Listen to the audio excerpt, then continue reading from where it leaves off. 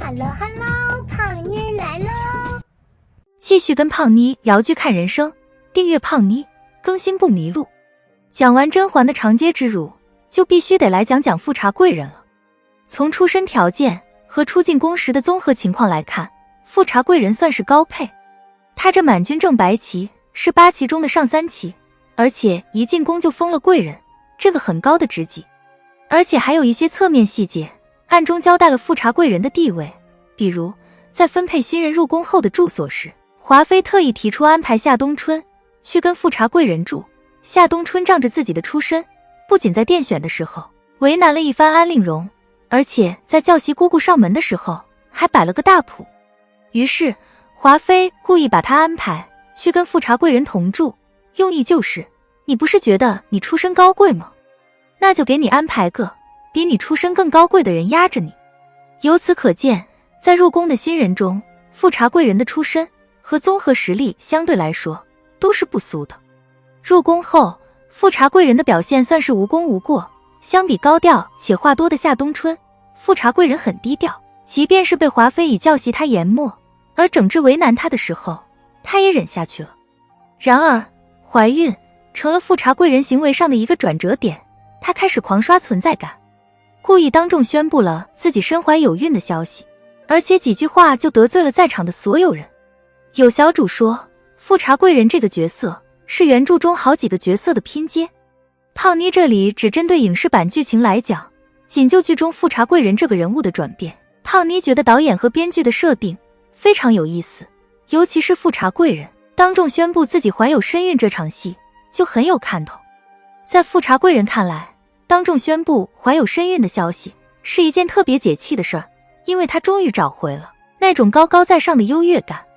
要知道，从入宫到现在，先是沈贵人被皇帝看中，并授意学习管理6宫事宜，紧接着是婉常在位侍寝就进封，成为皇帝的偏爱。他富察贵人的出身可比这2人强多了，偏偏自己一直默默无闻，不得志，眼看着其他人成了后宫大热门。如今他终于有了身孕，这可算是扬眉吐气，风光无限了。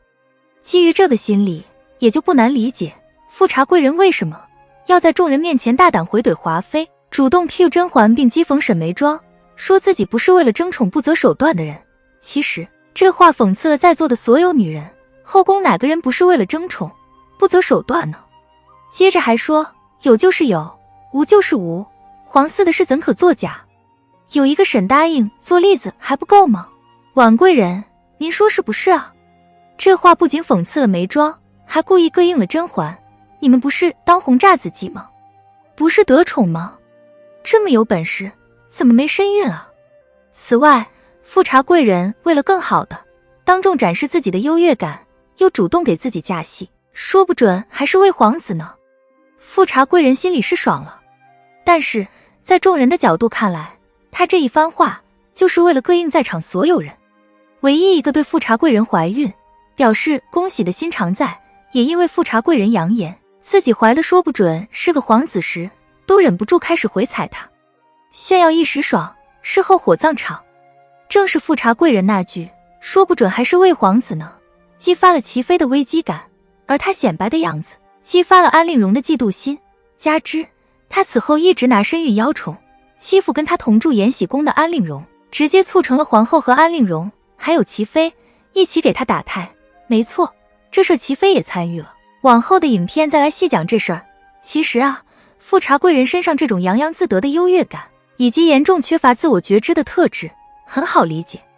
这类人并不是什么十恶不赦的大坏人，就如富察贵人除却当面给了甄嬛几次难堪以及挑拨离间膈应一下别人，他其实从未暗害过别人。富察贵人是一只从小就被养在笼子里的金丝雀，衣食无忧，美丽但尤其脆弱。即便进入了一个云波诡谲的后宫名利场，他的认知依然局限在笼中，所以一点小风浪就能彻底摧毁他。很多人觉得富察贵人是又蠢又坏，胖妮斯以为他的这种蠢和坏恰恰是他的出身和家世造就的。一个被用优越感饲养长大的孩子，只会去追求所谓的优越感，一个对标着后宫名利场来培养的孩子，最终会成为后宫名利场的牺牲品。某种意义上，富贵和贫穷都会成为限制一个人的牢笼。任何处境下，一个人自身的成长力和主动性都是最重要的。所以说，很多时候胖妮总觉得，我们如此努力，也不见得就必须是要突破阶层，让自己不被限制在某种狭隘的牢笼中，也是一种胜利。好了，本期的影片就到这里。喜欢胖妮，辛苦给影片点赞，订阅胖妮，下期更精彩。